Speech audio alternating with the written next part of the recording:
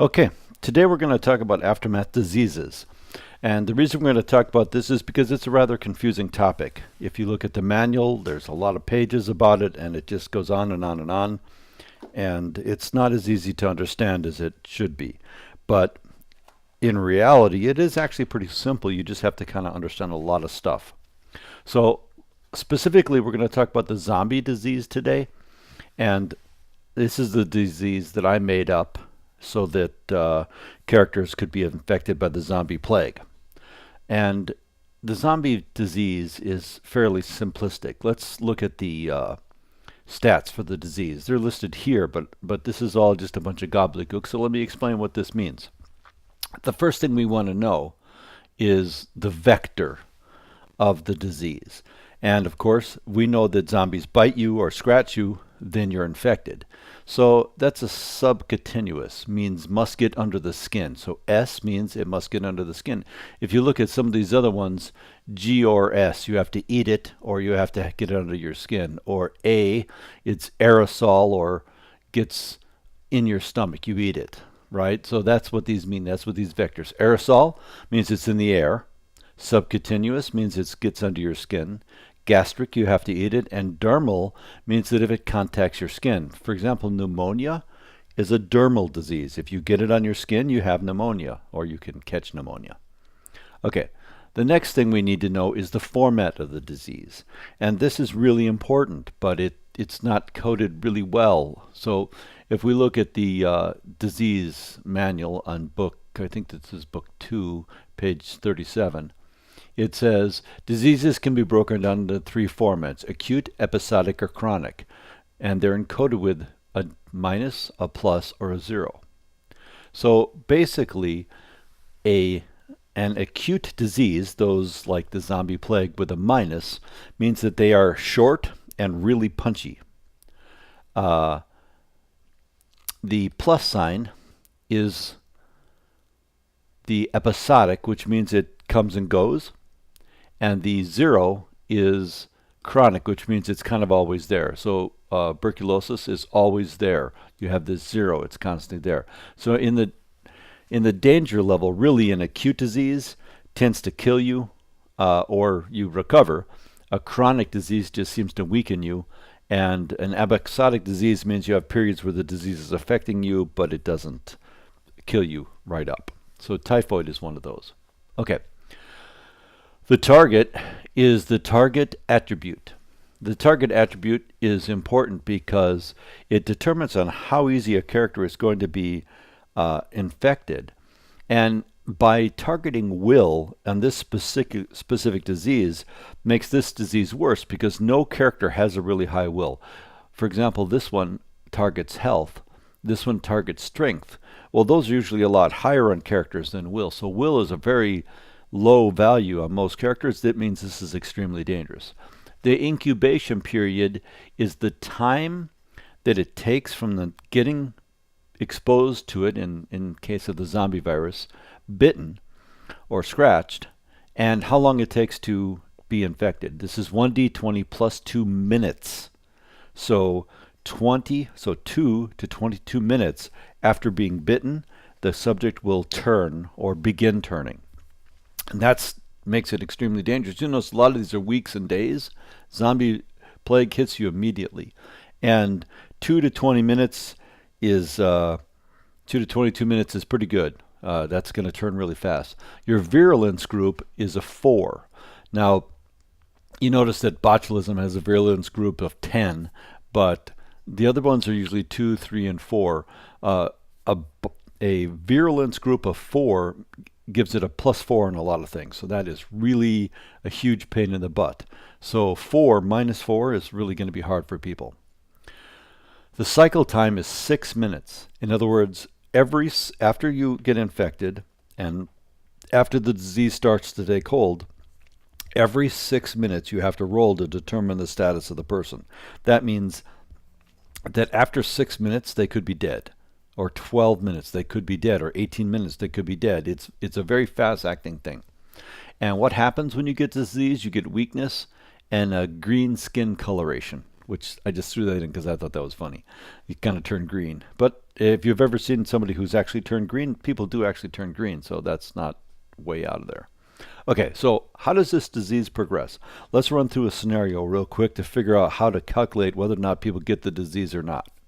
And you can look at my help guide. Now, of course, you can read it here in the manual. It starts to talk about how you can do all this and all these things and tons of stuff. And somewhere down here into the dealing with disease, it starts talking about how to do that. Well, I've summarized that down here a little bit quicker so that you don't have to read 15 pages of disease in the manual. You can just do this. Okay, first thing you do is when a character is exposed to a specific disease, that character rolls a health AST minus the virulence group. And if we're talking about the zombie virus, that would be a 4. So if we look at a character, which I don't have one ready, I apologize.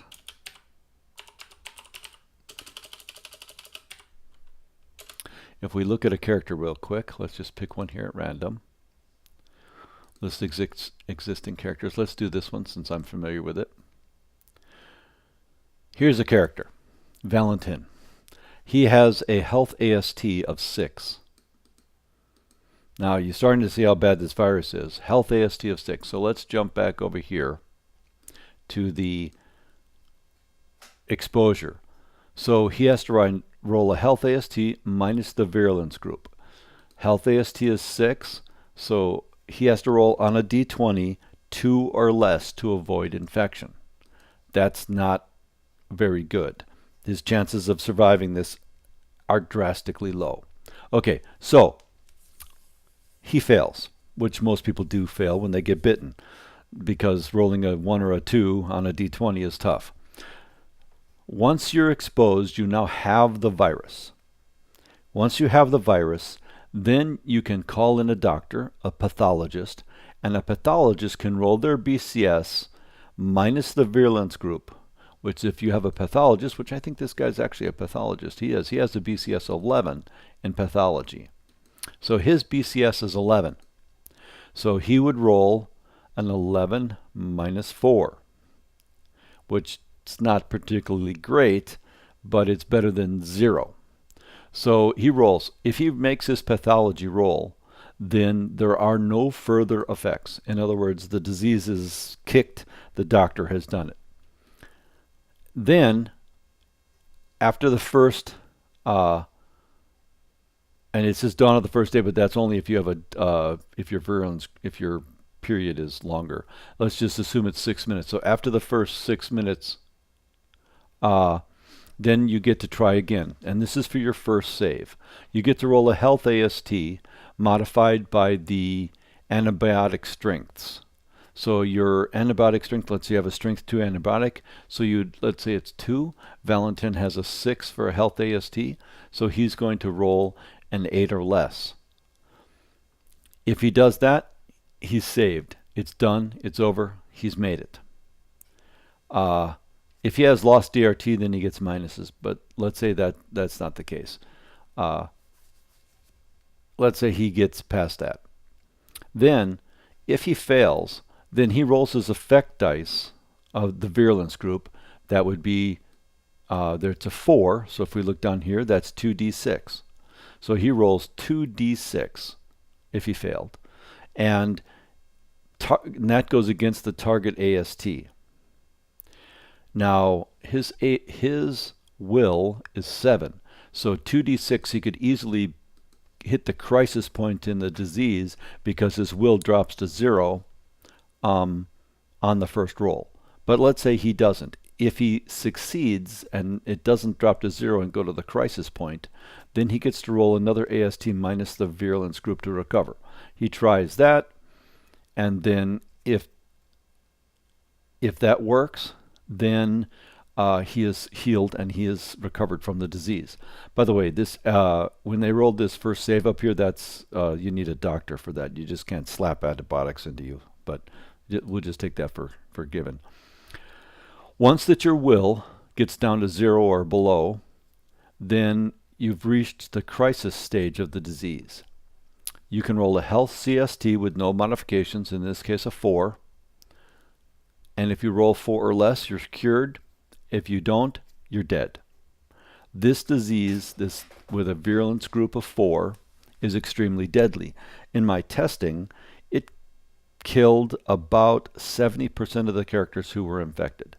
If they had a pathologist, they were slightly better. About 50% of them who had a pathologist died. If they have a great pathologist, and that's where this really gets interesting, is your health AST minus the virulence group is going to be fairly low, 2.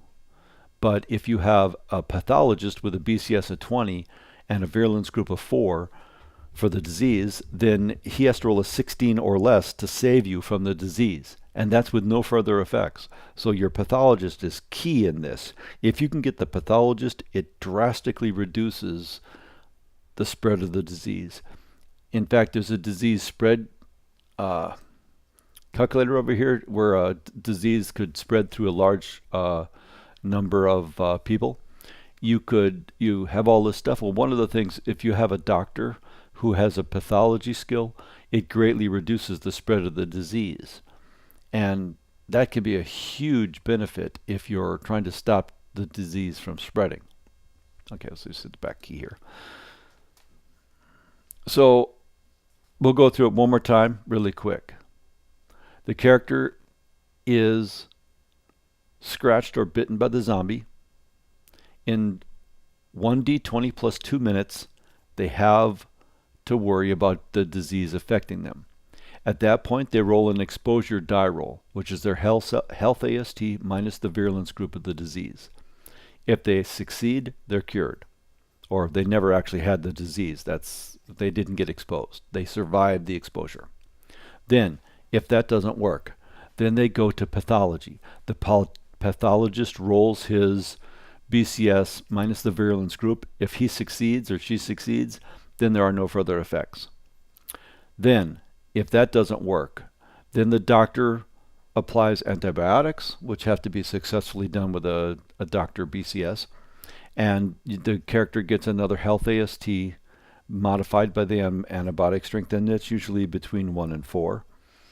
Then, if that succeeds, the character is saved. If that does not succeed, then we go to progression. The first progression, we roll against the target attribute, the virulence on the chart, the number of effect die. We roll it against the target attribute. If the target attribute is not reduced to 0, the character gets another health AST minus the virulence group to recover. And that progress continues until the attribute reduces to 0 or below. Once that happens, the disease goes in crisis phase. In crisis phase, the character rolls a health CST with no modifications, which in this case would be a 4. And then if he succeeds or she succeeds, it is healed. If they do not succeed, if they fail, the character is dead from the disease. There is no way around that. It's rather vicious the way these diseases work. Now, that's an acute disease. Chronic diseases and episodial diseases, they work a little bit differently. You can actually look at how that works, but really it's just the progression that changes. This initial stuff stays the same, and then the progression, the way the disease progresses. And if you look at typhoid, you have an incubation period of 46 days, a virulence group of 4, and then a cycle time of 2d3 days. Well, 2d3 days means they only have to do this progression every 2d3 days, which drags it out over a long period of time. And in fact, diseases that are not acute often don't kill you. If you look over here, you'll find that diseases that are not, we scroll up a little bit here to the diseases, like an episodial disease, and chronic diseases, they don't work exactly the same way. You actually have a much higher chance of surviving. So that's a little bit better. But for the zombie disease, it's pretty quick and has a big punch. Virulence of a group of 4 really makes it vicious with a cycle time of 6 minutes. So realistically, an average character could be dead in 30 minutes if it gets bit by a zombie. And that might go to an hour and a half, but usually it's not that long. Okay, that's how diseases work. Let me know if you have any more questions. Thanks a lot.